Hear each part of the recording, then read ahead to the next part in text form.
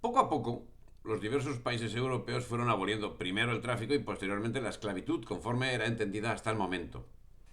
Mientras en otros lugares, como en África, en Asia o en el Oriente Medio, la actividad británica impuso la misma medida a los pueblos que tenía sometidos y a los que no, les amenazaba con la guerra. Difícilmente podían entender la actuación humanitaria adoptada últimamente por quien, sin lugar a dudas, había sido, hasta el momento, el campeón mundial con diferencia del tráfico de esclavos. Y sin lugar a dudas, jamás hubiesen entendido que el motivo que justificaba la nueva actitud de Inglaterra era el desarrollo del capitalismo, con las variantes que él mismo aplica al concepto de esclavitud. Y es que nadie entendía muy bien la novedosas medidas, cuya aplicación nada tenía que ver con los argumentos que, caso de haber sido adoptada por España, hubiesen podido presentarse como aplicación de las leyes de Indias. En el Imperio Otomano afirmaban que el esclavismo era una institución crucial para la vida y los hábitos de todos sus habitantes. En Zanzíbar, su gobernante se negó a prohibir el esclavismo por miedo a perder la lealtad de sus súbditos. La verdad es que, así como en el siglo XV España prohibió la esclavización de los indios, a quienes se les reconocieron los mismos derechos que a los peninsulares, la legislación no siguió la misma norma con los esclavos negros que desde el primer momento de la conquista llegaron a América. Cierto que la manumisión de los mismos era muy común. Cierto que el trato humano recibido por los esclavos negros en el mundo hispánico no tiene absolutamente nada que ver con el trato que se les daba en el mundo anglosajón. Cierto que el mestizaje existente en España es impensable en el mundo británico. Pero también cierto que no se amplió el beneficio de la población negra a la legislación de la que sí se beneficiaron los indios. Fue en el siglo XIX cuando los intereses económicos de Inglaterra llevaron a esta, aunque solo fuese por interés bastardo, a combatir la que había sido su modus vivendi durante 2 siglos, la esclavitud convencional.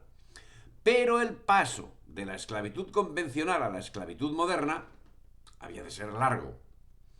Y no cabe duda que a intereses bastardos se debió la supresión de la esclavitud por parte de Inglaterra, que reiteradamente condena la esclavitud por ser contraria a la libertad, al tiempo que reconoce, en palabras de los ideólogos de la Ilustración y, por ejemplo, de Thomas Jefferson, su inevitabilidad como consecuencia de la inferioridad biológica e intelectual del negro.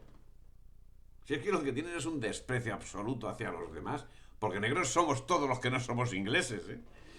En los primeros años del siglo XIX parecía que la economía británica dependía más de la esclavitud o de mercancías producidas por esclavos que cuando comenzó el movimiento abolicionista.